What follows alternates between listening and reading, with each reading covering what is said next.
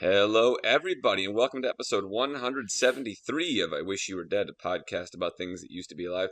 My name is Mike, that is Gavin and Fia. And friends, have you guys ever been dating someone that the president threatened to invade their country? No. No, I have not. Sort of.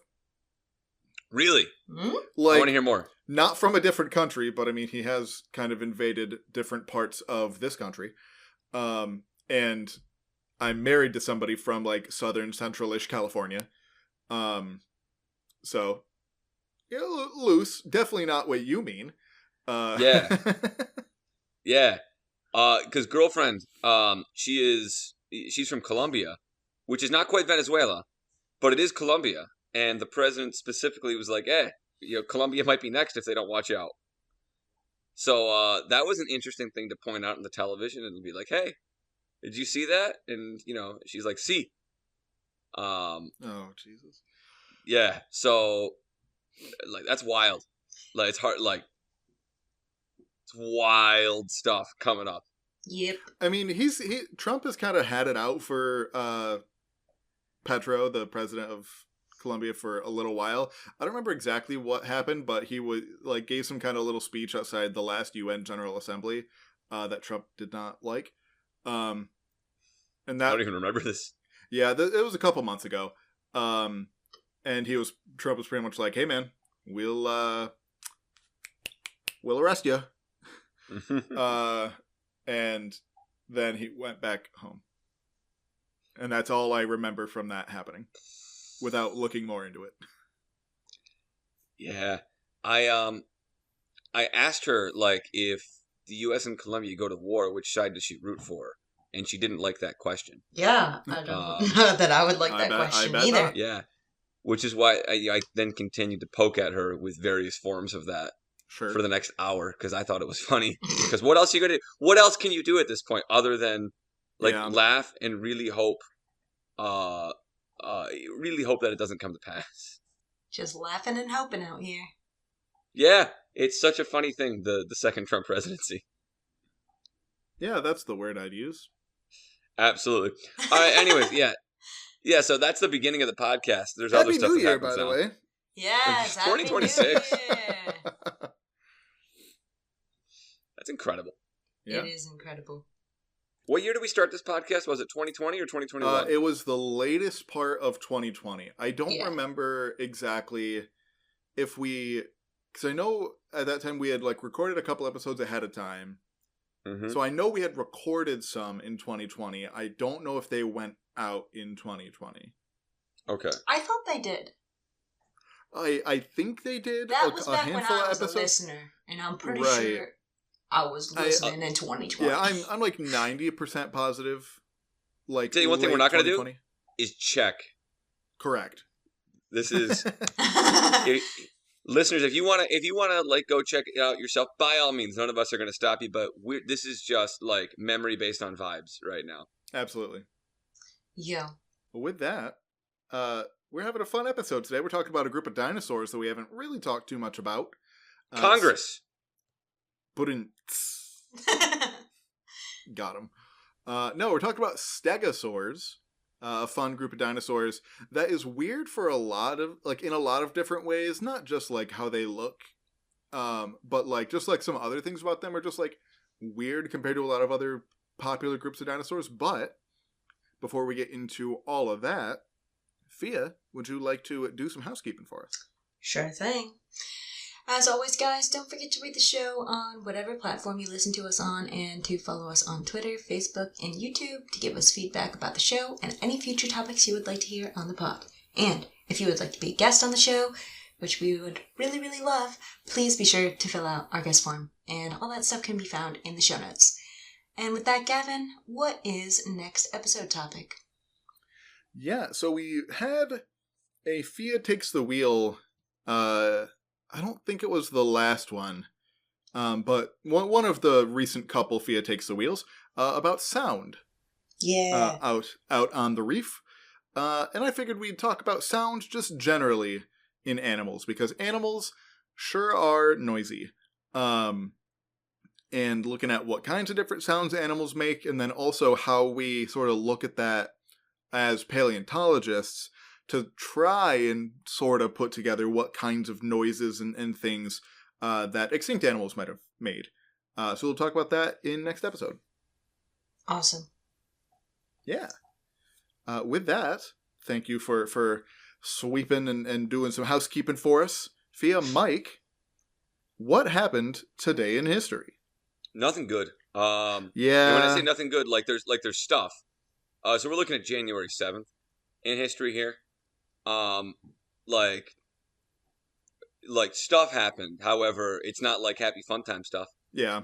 So on this date in 1959, the U.S. recognized Fidel Castro's Cuban government. Cool. So that's a thing that happened. That's fun. Yeah, that's a thing. Apparently, on this day in 1991, Saddam Hussein prepared his troops for what he says will be a long, violent war against the U.S. He was right, but not in the way he thought. Yeah. Monica Lewinsky denied an affair in 1998. So that's kind of funny. And then the Charlie Hebdo terrorist attack in 2015. The what? The Charlie Hebdo terrorist attack in 2015, where there was the, I believe it was the French satirical newspaper. And there was a terrorist attack at their offices. And there was a whole lot of, on Facebook, Je suis Charlie, in the subsequent time. You were on Facebook at that time, so I was, but I don't. Yeah. I'm sure I saw it, but I don't remember it. And I was like, that's the only one where I was like an actual conscious person for.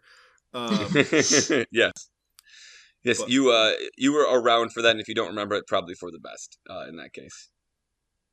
Cool. Well, that was horrible. No, there was sorry, guys. Tom Seaver also got elected to the Baseball Hall of Fame, which was cool for me. But nice. Yeah, and on a high note. Yes. Yeah. Awesome. Well, that's sad. Maybe for a pick me up. Hey, Fia, what's going down in the seagrass meadow? Yeah. I don't know if this will pick you up, but I guess it picked me up. I want to talk to y'all. It'll pick somebody up. It'll pick somebody up. I want to talk to y'all today about a group of crustaceans called Taneids, which are weird little crustacean guys, and I had no idea that they existed until I started looking at invertebrates and seagrasses. So they're in the order Teneidaceae, sure, or Taneids for short. Nailed it. Sounds good. Yeah. There's 940 species total in the world. And they're weird because they kind of look like a shrimp, but they're not. They kind of look like an amphipod, but they're not. Maybe look like an isopod, but they're also not. And so they're kind of just this side quest of the crustaceans that nobody really knows where to put them. But they're like an underwater bug, like, shrimps, amphipods, etc. Mm-hmm. They're generally long and skinny, and very tiny, with a range of 0.02 to 4.7 inches. But most of them are 2 to 5 millimeters, which is 0.08 to 0.2 inches. So they're really tiny. Very small. Yeah, I have to look under a microscope to see these guys. Otherwise, they look like a speck of dust. But yeah, they've got some freaky appendages, like front claws that are almost twice their size. And what? Yeah, they've just got really big arms. If you look one up, I guess I guess if you're only less than a quarter of an inch long at topping out, right, then I guess it's not hard to have claws that are bigger than that. Yeah, It's just why? But they also have these really long wispy tails that I wouldn't say they're actually they're not part of the the exoskeleton, they're not hard, but they've got these long kind of more antennas that are okay, but coming from their butt. Huh. Yeah, and so most are marine, but there's a couple of freshwater ones. They live buried in bottom sediments, and sometimes they self-build tubes. Well, cool. I'll definitely have to look these guys up, because I had never heard of them before. Not that How I'm big are like they again? One more time. Tanaid, Tanaids. And how big are they? Oh, that's not the question you ask, is No. it? Whoops. No. Sorry. Leave it in. Gavin, leave it in. Generally, 2 to 5 millimeters. So less than 0.2 inches. That's just wow. Okay. Yep, and that's the oceans for you. Yep. You think you're just in the water. You think, water crystal clear, nothing around you. Wrong. Wrong. Millions of things everywhere. Yeah. All right, speaking of things everywhere, Gavin, we're doing, you said dinosaurs, right? A group of dinosaurs, yeah. Stegosaurs. All right, so Gavin, you're going to have to explain this to me. Why the are we doing dinosaurs? That's my one swear for the episode. You are famously someone that does not like dinosaurs. So, explain yourself. Yeah, well, I mean, when I come up with episodes to do, I kind of just look at stuff we've already done, stuff that, like, we've touched on but not done a lot of. And as I was looking back through, coming up with ideas, I realized, we have not done a dinosaur episode in a long time. I don't remember what the last one was, but it was like at least a year ago. As it should be. If not, probably more. But yeah. And this is just a weird group of dinosaurs that I really like, that don't get, like, talked about much. For various reasons. And, we'd done an episode relatively recently about a group of mammals. We've done, the episode before this was about a time period, so I didn't want to do another one about a time period. So I thought this was just a little mix-up. All right. I'm all for a little mix-up. One quick note, if you happen to hear, like, a cage rattling in the background, that's my foster dog, who is not used to being in his cage because he's had free reign of the house for a while. Poor buddy. So if you hear some rattling, adopt the dog. Yeah. Please adopt him. But yes, stegosaurs are what we're talking about today. And so stegosaurs, in my mind, are like part of like the classical popular dinosaurs. In my brain, and maybe this is just a product of when I grew up, it's the popular theropods, so like T-Rex and Velociraptor, and then the cast of The Land Before Time. So that would be Littlefoot, a sauropod. My God. Sarah, a ceratopsian. I've been waiting for this. Ducky, a hadrosaur, so a duck, quote-unquote duck-billed dinosaur. Petrie, a pterosaur, not a dinosaur, but you know what I mean. See episode 29 about pterosaurs and why they're not dinosaurs. And lastly, Spike, a stegosaur. What can I say? I am a product of the late 90s into the early 2000s. Stegosaurs, of those, are probably like the least well recognized of those, in my opinion. Like, people could say, like, look at one of them and be like, oh, that is a dinosaur, but they probably wouldn't know the name of it like they would, or even like the group, right? Like, anybody, even if it's not like the one from Jurassic Park, most people could say like, oh, that is a T-Rex, or oh, that is a Triceratops, right? Most people, I would say, of all of these, probably would know Stegosaurus the least. That I have no evidence for that. That's just kind of my impression from being on the internet a lot in different paleontology circles. And as I mentioned kind of last episode in like the little teaser for this episode, Stegosaurs are an interesting group for a lot of reasons.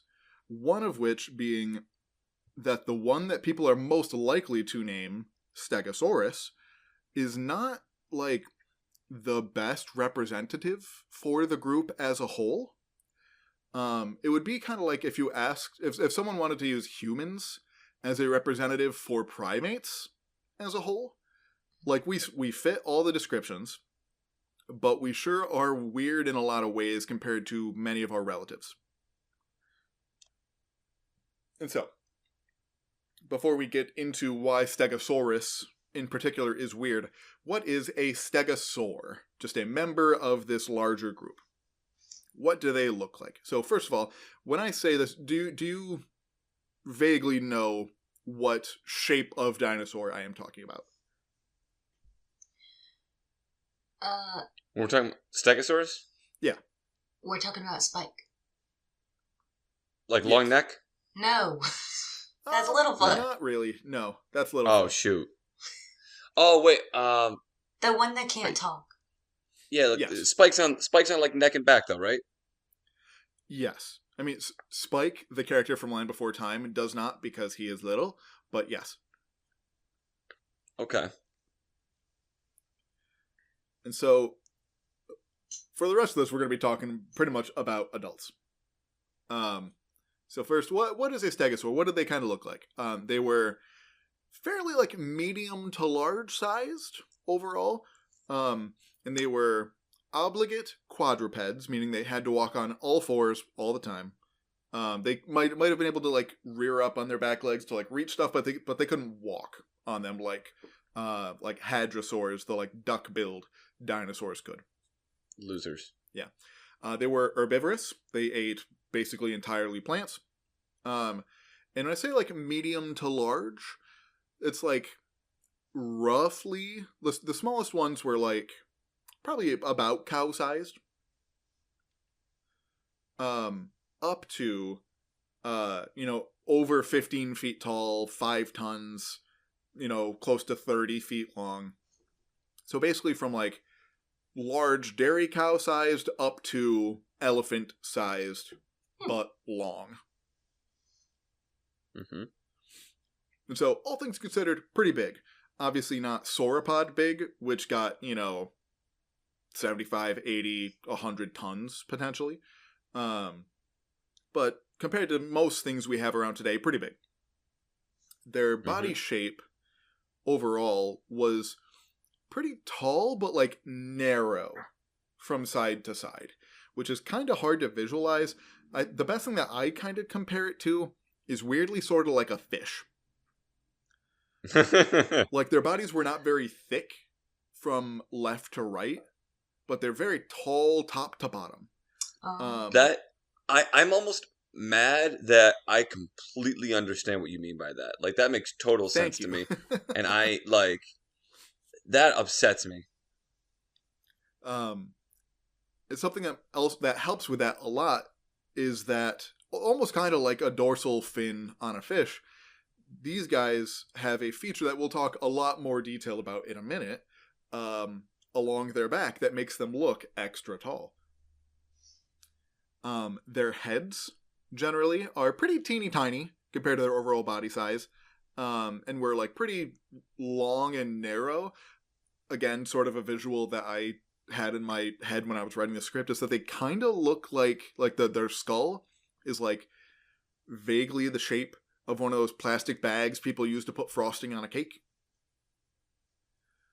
with like a beak at the end.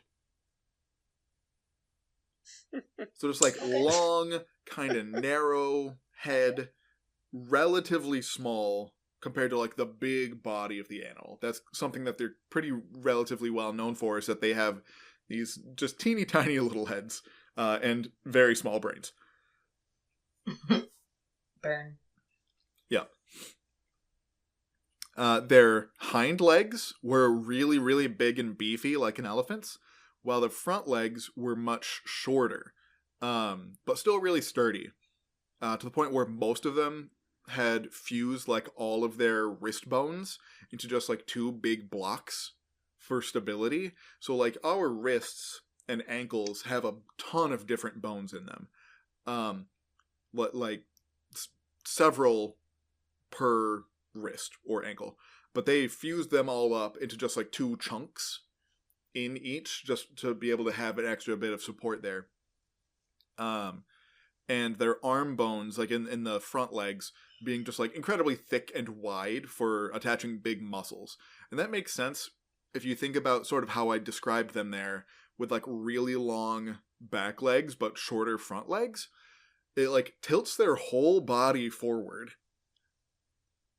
So they have these big chunky back legs, but their front legs are holding up a lot more of their weight than it looks like they need to be. Oh. And you can sort of compare this to the other some other dinosaurs like hadrosaurs, those like duck-billed dinosaurs that had longer hind legs compared to their front legs. But hadrosaurs were only facultative quadrupeds, meaning they could walk on their hind legs and potentially even run on their hind legs, just sort of like pick up their arms that way and just run with just the back legs, like pretty well. So they could kind of do either. Where Stegosaurs could not do that. They could not like shift their balance in a way that would let them do that. Like I said, they could probably stand up on just the back legs to reach taller plants, but they couldn't like walk like that. Almost like how like bears can kind of walk on their back legs. Bears could probably walk better on their back legs than these guys could, for sure. I'm imagining I believe them that. more like kind of like a rhino. Yeah. And their flexibility. Yeah, I will say it's nice having a big long tail. That helps you be able to lift up off the ground your front half a bit, just having that counterbalance, which rhinos don't have. Okay. Yeah. But yeah, that's definitely like a pretty solid like vibe, I guess. Yeah. Rhino with long tail. Yeah. And other stuff. These leg proportions, tall in the back, short in the front, meant that their head was held pretty low to the ground, while their tail was held up pretty high. And unlike many other dinosaurs that they're kind of related to, their tails were actually really flexible. In like really old art or movies of dinosaurs, all of them had tails that were like very snaky, that they could just kind of wiggle around whenever. But almost no dinosaurs actually had tails like that, because most of them had really stiff tendons that were ossified, so turned into bone, that would make their tail really, really stiff because they needed to use it for like a counterbalance for a lot of things. But Stegosaurs did not have this. So their tail had a really wide range of motion, likely for one particular purpose that, again, we'll get to in just a second. But the main thing that people know about Stegosaurs is that they are spiky and spiny. Across the board, basically all of them have some form of plates or spikes along their back, on their shoulders, and at the end of the tail. These spikes or plates or spines or whatever varied in size and shape from genus to genus, from long, just like cone spikes, a lot of them would have those at the tail, but some of them would have it all the way up and down the body, ranging from that to like these like flat plates that Stegosaurus has that are like flat from left to right on the animal, but like broad lengthwise. To some of them even just had that same style as Stegosaurus, but instead of standing up, they were laying flat on the body, so they had sort of like a just like flat chunks of bone laying across their back. Jeez. Yeah. That doesn't seem usual. No, all of this is actually quite strange. If you know anything about modern animals, this is very unusual. We have almost nothing even remotely similar to this today. Okay, this is why I'm having a hard time picturing it. Yeah. So can you picture a Stegosaurus, just like a full-grown, not imagining Spike from Land Before Time. So like the big plates on their back, right? Yes. Some of them, instead of having like them like flat like that, sometimes they would just be a spike. Okay. Yeah. And in fact, as we'll get to, that is most of them. Most species had them more spiky than plate-y. They also had lots of other osteoderms in the skin, just like chunks of bone that are in the skin for protection. This is fairly common across lots of different groups of animals, including lots of different mammals, but crocodilians have this today. Lots of different dinosaurs had this. So that in and of itself is not super unusual. but these guys had a lot of it. For example, Stegosaurus had sort of like along its throat, it literally just looks like chainmail armor. Like the entire bottom of their throat from like their chin all the way up along the bottom of their neck to their chest is just like chainmail of these little pebbles of bone. I mean, that kind of makes sense if you're like, because I'm looking up, the depictions of Stegosauruses now, and like, if it wasn't particularly tough, that's a real easy point of vulnerability if it would ever get into some kind of fight. So you would figure that it needs to have that kind of extra added protection. Yeah. These plates or spines or things. If you're dear Mike and Fia, and also dear listener, if you're envisioning Stegosaurus, these plates or spikes also varied a bit in their placement. Most had 2 rows of their spikes or plates, 1 row on like either side of their backbone, if that makes sense. Most of them, they were right next to each other, so they were paired. Stegosaurus and some of its close relatives were weird in that they alternated. And we'll get to that a little bit when we talk in more detail about like their evolution. Having like anatomical features that are not paired is weird. Yeah. Mm-hmm. It is very strange, even outside of vertebrates. It makes me uncomfortable. I don't like it. So the early species, moving on from the spikes and plates and things on most of the body, the early species had more club-like tails, or just had like a big lump of bone at the end of their tail. But most of them had spikes at the end, which is potentially why they had such a mobile tail, is because they needed it to hit stuff with. A tail with spikes at the end does not help you much if you can't swing it around. Yeah.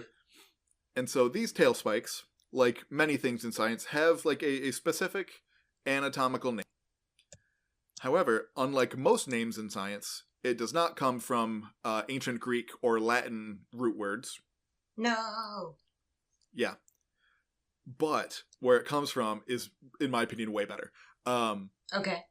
Instead, it is a term that was first used in a Far Side comic in 1982. The comic consists of a caveman giving a presentation to other cavemen with like a stick pointing at the tail spikes of a stegosaur. The presenter says, quote, "Now this end is called the Thagomizer, after the late Thag Simmons, who is, unquote." The Thagomizer. Yes. Thag Simmons is not a real person, but presumably, this is all stuff you have to like kind of read into the comic, presumably a caveman that was killed by these spikes, and now this caveman brought that information back and is telling the other cavemen about it. So that was in 1982, just a throwaway comic from that presumably ran in some newspapers. The Far Side is a fairly popular comic line in newspapers and things. That was in 1982. Over a decade later, in 1993, somebody used the term Thagomizer in a presentation at the annual meeting of the Society of Vertebrate Paleontology. Oh my gosh. Since then, the term has appeared in conference presentations, scientific literature even, and museum displays, including at places like the Smithsonian and Dinosaur National Monument in Utah.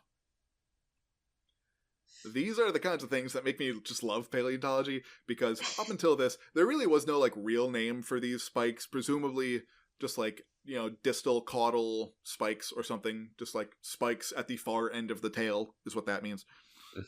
Or something like that. But one guy, specifically Kenneth Carpenter from the Denver Museum of Nature and Science, saw this comic, thought, that's a cool name for a cool thing, let's all call it that now, and everyone said yes. And That's everyone awesome. said yes. And so that is, you'll see it often referred to as an informal term for them. Nobody that I know uses it informally. Like, everyone just calls it that. And that is how you will see it referred to almost all of the time. I love this story. It makes me laugh every time. Yeah, very detailed. Yeah. Anyway, these spikes were no joke, despite being named after a comic. Because depending on the species, they could be over a foot long. In the largest species, almost 3 feet long, and probably also had some kind of like keratin coating, kind of like cow horns do. So they might have been even longer. And they're often found with healed breaks in them or other damage. And there have also been predatory dinosaurs found with damage that lines up to like the size and shape of the tail spikes of whatever stegosaurs that they lived around. So, as we'll get to, the plates and things on the back, there's debate about what they were used for.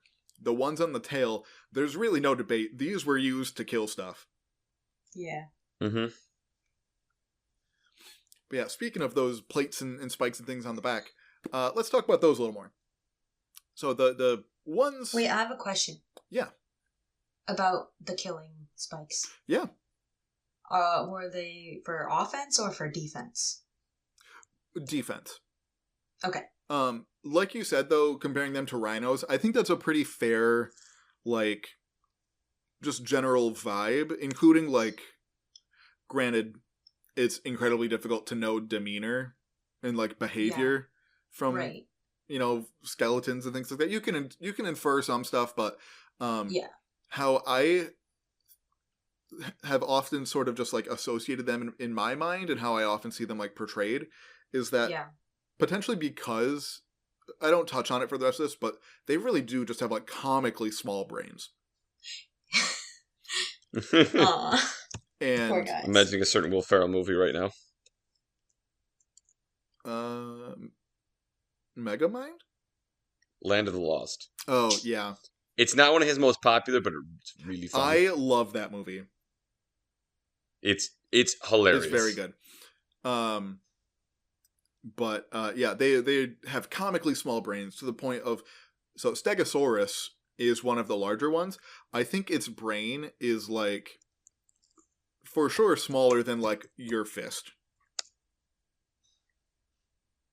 For an animal the size of an elephant.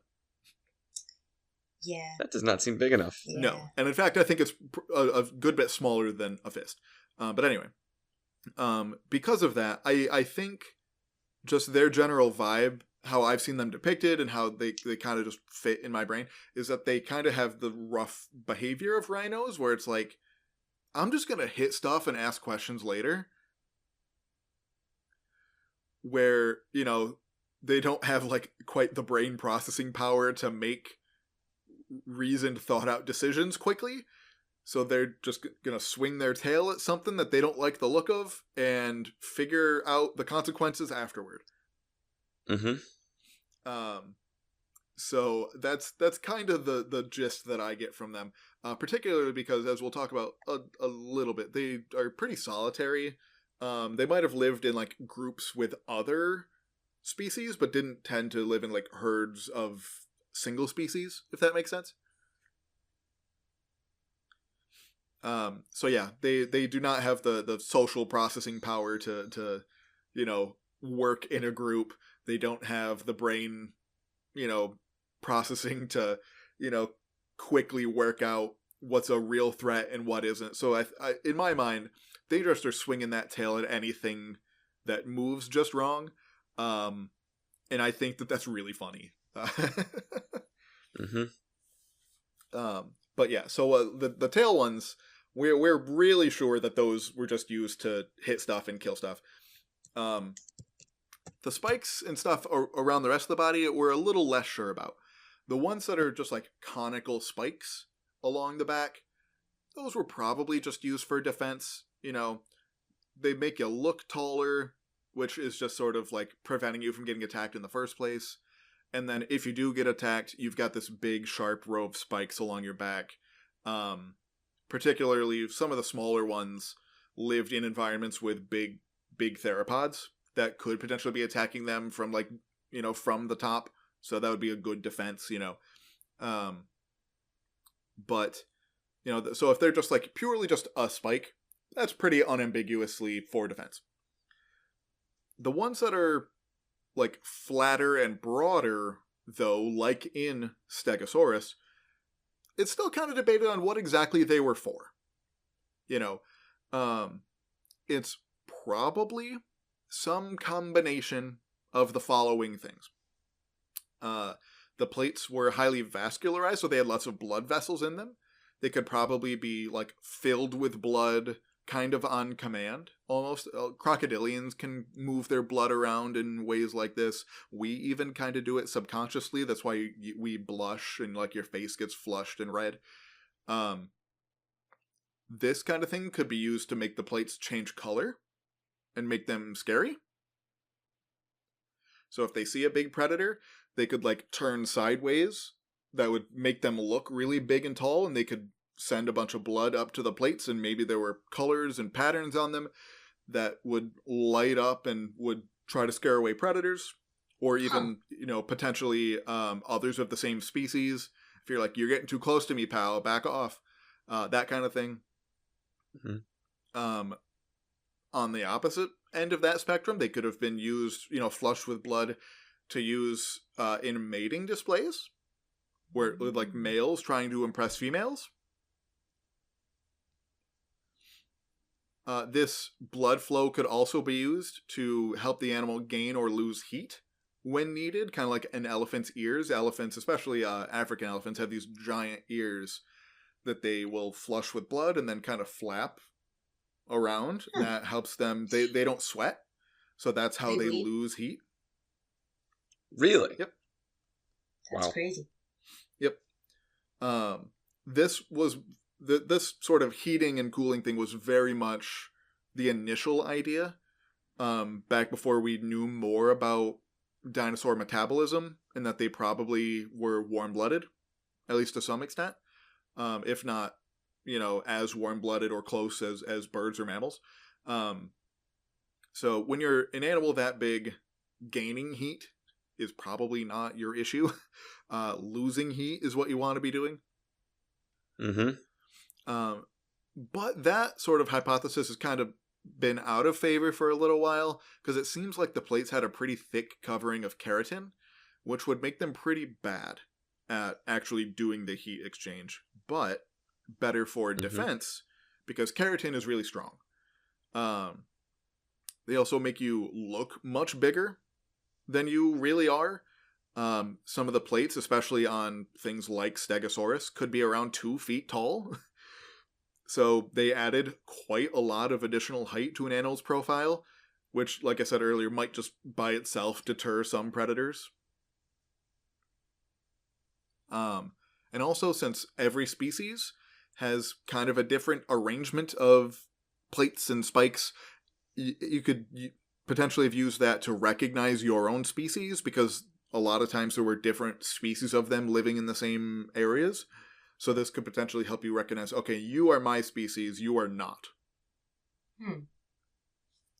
Okay. And so in the end, probably some kind of combination of threat displays, mating displays, maybe some heat regulation, defense, or species recognition.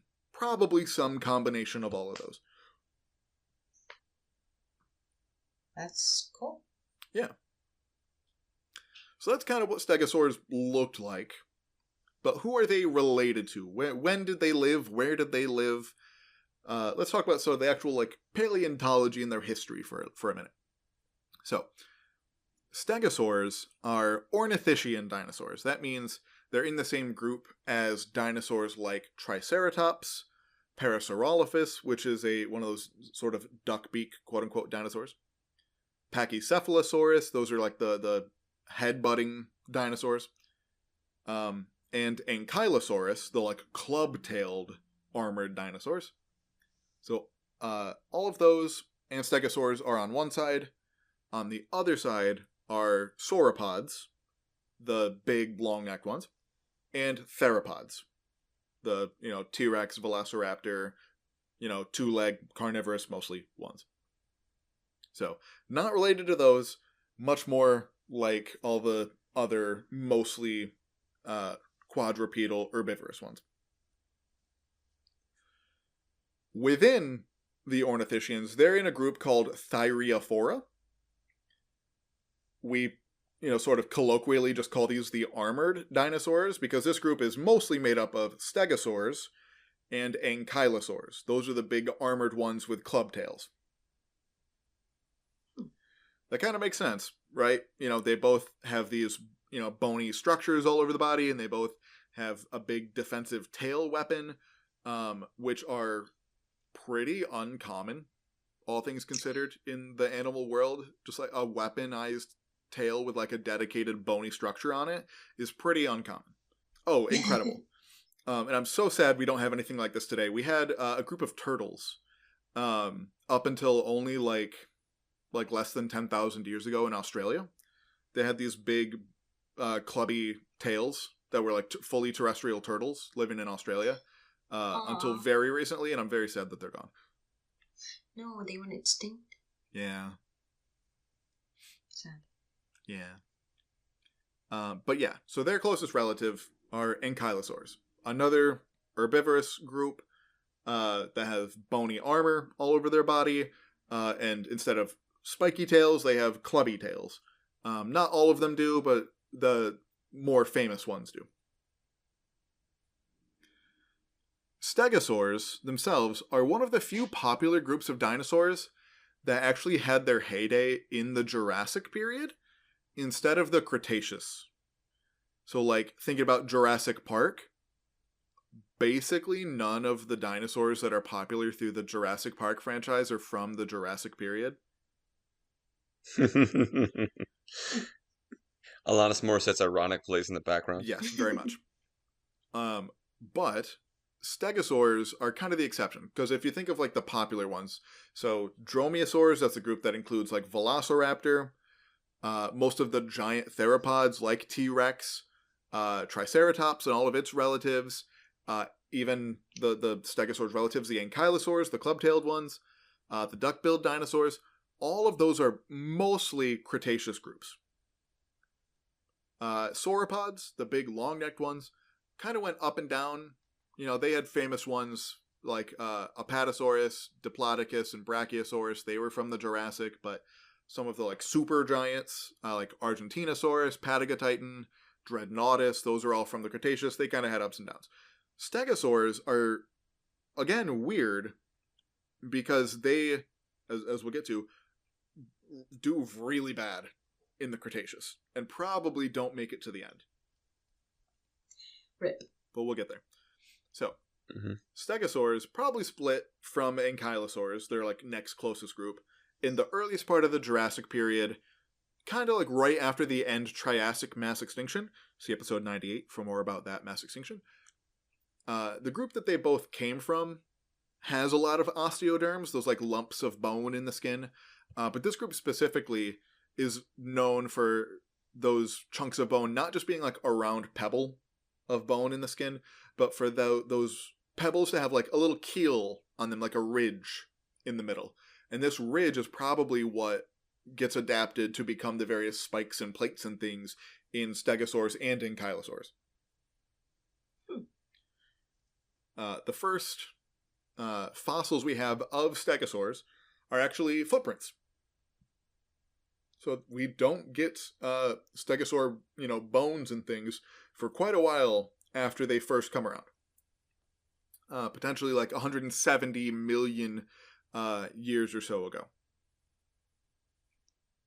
There's potentially some even a little earlier. But the first body fossils we get are from a genus called... Ooh, I should not have put this in here to pronounce.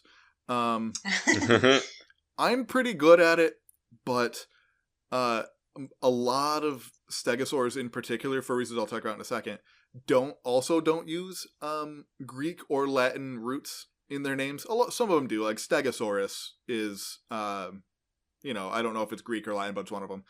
A lot of them use anglicized, like Chinese words.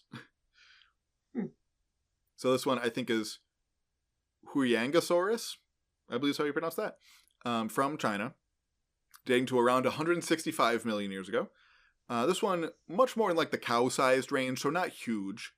And this had like a combination of more plate-like things in the front, and then becoming more spike-like toward the tail. Had lots of osteoderms in the skin along its sides, had a big spike on each shoulder that is sort of curved backwards. That's a feature, again, part of what makes Stegosaurus weird, is that it doesn't have that. A lot of other stegosaurs attached to their shoulder blade bone have just a big ol' spike. So not just the row on the back, but a big spike coming off the side that sort of recurves backward.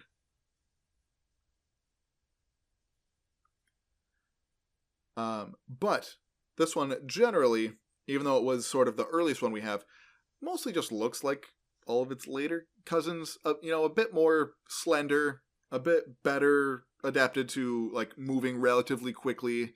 Not, a gazelle by any means, but better at running. And having front teeth, on the like front bones of its jaws, which all the other ones don't. So this one is relatively old because they hadn't yet lost all those teeth. Before the teeth, it was more like a beak, you said? Or? So they all have beaks, but it's less like... See, it's hard to describe because we don't have anything like it today, really, where you have a beak and teeth. Okay. Yeah, so they have not like a sharp beak like a falcon or something would have, but like a broader beak that is used for like clipping plants. So if you imagine kind of like, what's a good way to describe this? Like the kind of like pooper scooper type of thing where you like squeeze part of it and it opens. What? You lost me. So I mean, I have a dog. I scoop her poop in my backyard. Yes. Oh, I know what you're talking about. It's like it's sort of like got like a long arm, so instead of having to bend down to pick it up, yeah, you just like squeeze a handle and it pulls a spring and it opens. Almost sort of like Pac-Man. Yeah. Okay, I understand. So imagine that kind of thing, without like the ridges in it, at the front of the mouth, and then that would like clip the plants off of, or like the leaves off the plant, and then it would have teeth further back in the jaw to actually chew stuff.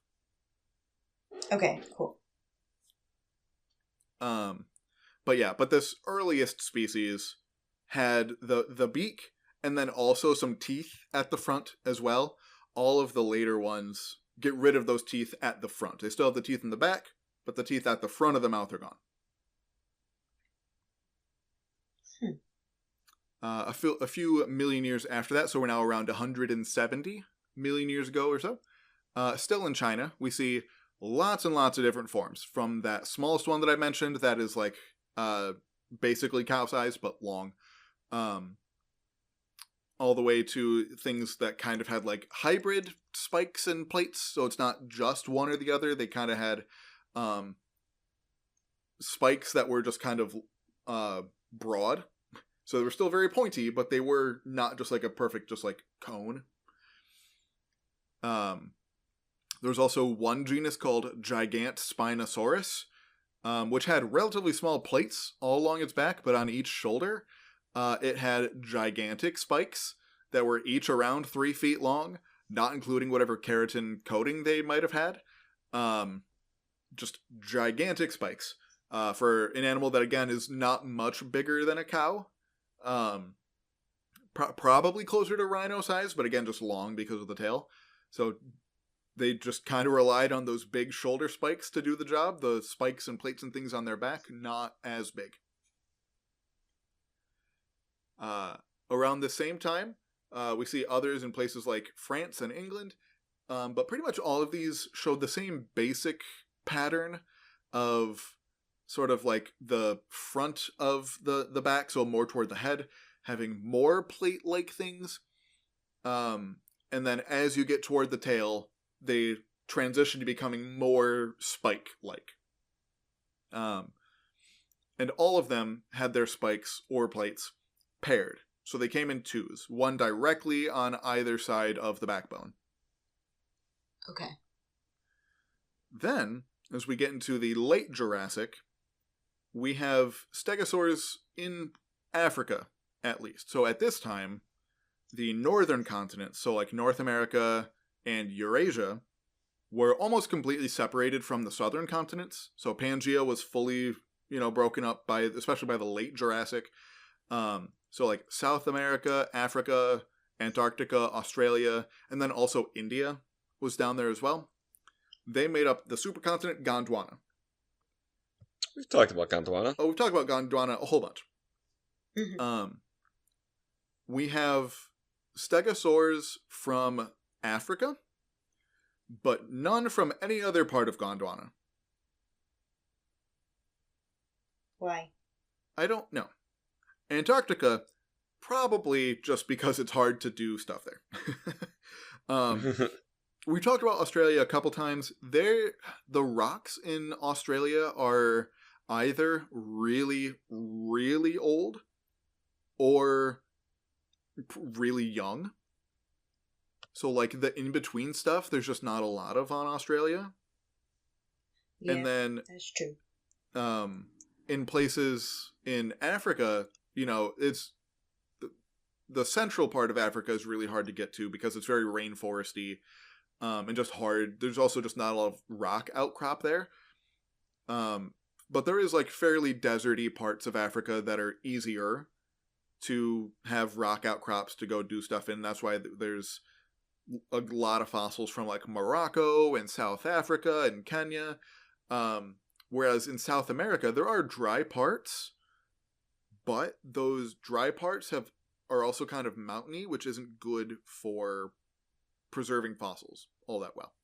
Long story short, there's just not a lot of good rocks from this time in those places. Okay, so that makes sense. they definitely lived there. Knock on wood, 90%, a good confidence that they lived there, but that evidence is going to be hard to find. Right. And it will become even a little more relevant in a minute why we only have them in Africa. So we're in the late Jurassic here. They're more spreading out. Up in the earlier parts of the Jurassic, they were pretty much just in what is today Asia. But they've since spread out pretty much all over the world. And it was around this time, this late Jurassic, when stegosaurs were kind of at their peak diversity, including here in North America, because this is when we see genera like Stegosaurus. Stegosaurus was weird. First of all, it was really big. Most of them were on the lower side, size-wise, more toward cow or rhino-sized. Still big, as far as animals today go. But Stegosaurus was elephant-sized. It was very big. And it was also one of the only ones to not have a big spike on its shoulder. Like I said earlier, most of them had that, but Stegosaurus and its close relatives did not. But mostly, other than the 4 spikes at the end of the tail, it had all plates, no spikes on its back. And they were really wide. And another thing that I mentioned, the thing that freaks me out that I don't like, is that they were alternating, not paired. There's just something in my brain that's like the symmetry, or I guess the asymmetry of it is bad. I don't know why. It just makes me uncomfortable. And we don't have a great reason why, other than probably because this would like maximize visibility. Right? Because if both sides were like fully covered, then you're wasting material, right? Because you're doubling up. Whereas if you just make each plate really wide, but alternate it, you can get the same like range of visual coverage with like half the actual bone material. So it's just energetically cheaper to do it this way to accomplish the same job. That makes sense. Yeah. Stegosaurus and its close relatives are the only ones to do it this way, where they kind of alternate. All of the others had them paired. So it's just strange to me. Yeah. Mm-hmm. Yeah. And so Stegosaurus and its close relatives mostly lived, like I said, at this late Jurassic period. And then as we go from the Jurassic to the Cretaceous, Stegosaurs drop off really, really hard in diversity. There's only a handful of Stegosaurs known from the Cretaceous. The youngest one, so the closest to now, is from around 100 million years ago or so. And there is like one or two pieces of evidence that they might have made it all the way to the end, or at least very late into the Cretaceous, 66 million years ago, in like very isolated pockets in various places.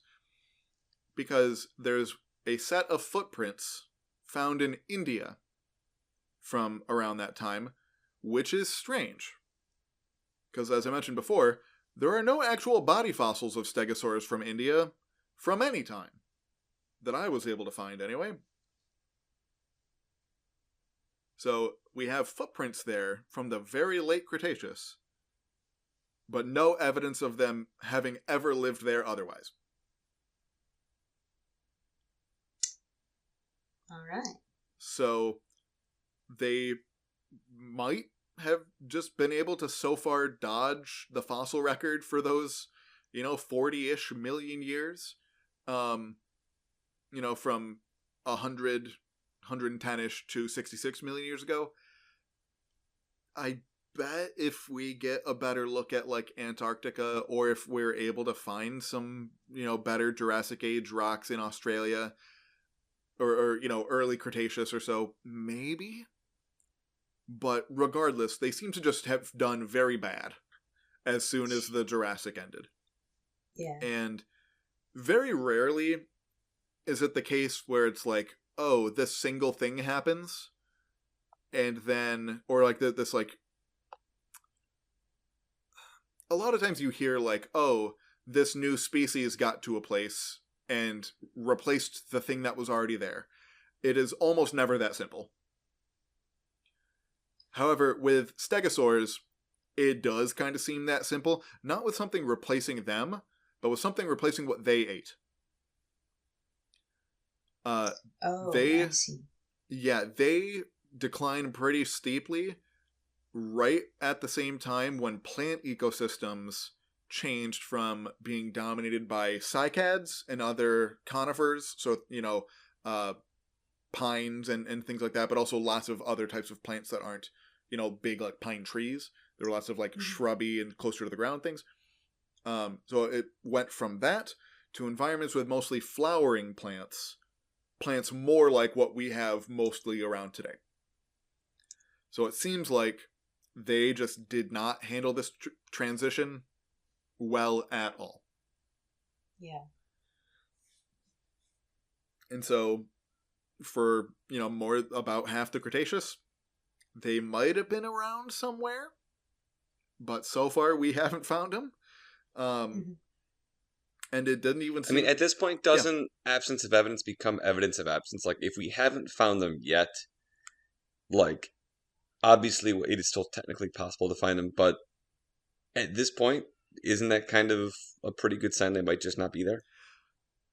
That's really hard to say with the fossil record in particular, because it is so... I don't want to say easy, but for lack of a better word, easy to dodge the fossil record if you lived in certain places at certain times. So, like, for example, if you were a species of stegosaur that lived in the Cretaceous in here in Pennsylvania, we are never going to find you. All of those rocks are gone. So, anything that lived here, we will just never find. So, if that happens kind of all over the world, like it seems maybe to have done in Gondwana in like this period through the late, early Cretaceous through the mid-late Cretaceous, then it's, I could see it happening, especially if they were not doing well that whole time. For example, a really great example that I think about probably more than like 99% of the people are aardvarks. So aardvarks, if you're not familiar, are a group of, it's a single species that lives in Africa today. They basically do the same thing that anteaters do. They have like big claws on their hands that they use to dig into ant and termite mounds. They have like a sticky tongue that they use to lick up ants and termites and things. But they're pretty widespread, but they are, like I said, there's only one species. And from their fossil record, it seems like there has only ever been like one species at a time of them. So, if there was one species hanging on, or one, lineage sort of hanging on in a place like India, which for a long time was kind of just an island drifting out on its own, if they very well could have stayed there and then made it to the end of the Cretaceous, and we just don't have rocks from that time. So if that's the only place that they were hanging on, we're just not going to find them. Yeah. And that's one of the tricky things about the fossil record, because I did think about that too, Mike. With that, right. Like I said, I didn't see if it was like just one footprint or if it was like a handful. But regardless, the stuff that I did see about it was that like it seemed pretty unambiguous that this was from a stegosaur. Like there did not seem to be much doubt about it. And that's obviously not always the case. Right.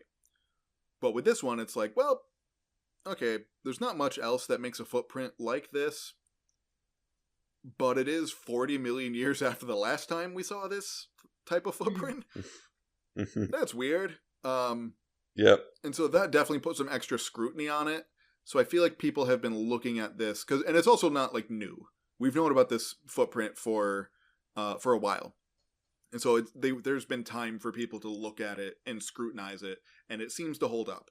So they seem to have held on right until the end, but as far as we know, it might have only been in India while it was floating from Gondwana up into Laurasia to where it is today. Don't know. So kind of a very unsatisfying end to Stegosaurs for a group that is so charismatic, because like the spikes and the plates and the big tail swinging with the spikes and things, that's so cool. Yeah. Like, say what you will about, sauropods. Sauropods are, like, personally my favorite group of dinosaurs just because they're so big and so weird compared to anything we have today.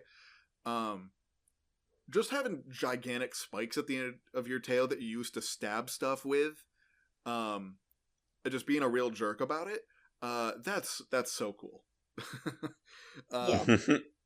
But yeah, so that's all I got on Stegosaurs. This was an insultingly brief overview of them and their history, and one of the more popular groups of dinosaurs that I feel like people generally know the least about, even like considering the general public. I think it'd be really funny if 2 weeks from now we put out our next episode, we did another dinosaur episode just to make up for lost time. I mean, they'll probably get a mention for sure. Yeah. Really? Yeah, I mean, we're talking about sound. Dinosaurs make sounds. Spoilers for next episode. I forgot. All of the archosaurs that we have today are really noisy. So it kind of seems like that might just be something that archosaurs do. Nice. And on that note, to find out more about what archosaurs do and other sounds, I guess, that's the transition we're going with. You can listen in 2 weeks, but until then, you can take care. This has been episode 173 of I Wish You Were Dead, a podcast about things that used to be alive. This episode of I Wish You Were Dead was written by Gavin Davidson and hosted by Gavin Davidson, Mike Bryson, and Fenella Campanino. It was sound edited and edited for YouTube by Gavin Davidson. Special thanks to former guests of the pod and to listeners like you.